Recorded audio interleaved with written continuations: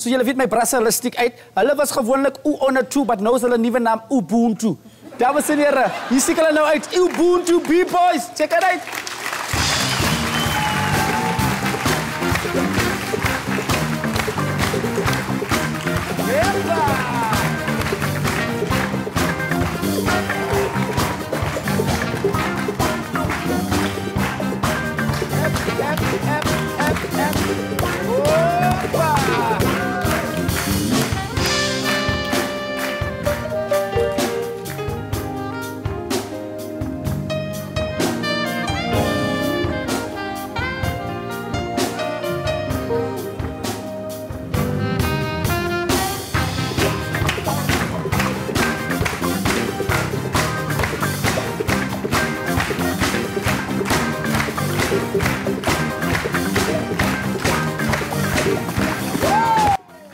Hip-hop, the culture of hip-hop, the essence waar het begint het, was positief.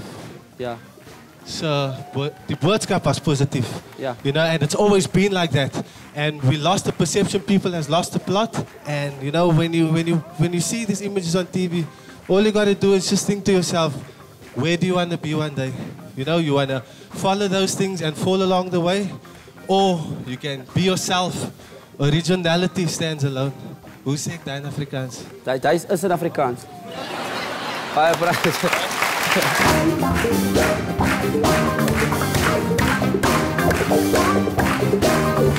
Oh, oh, oh, oh.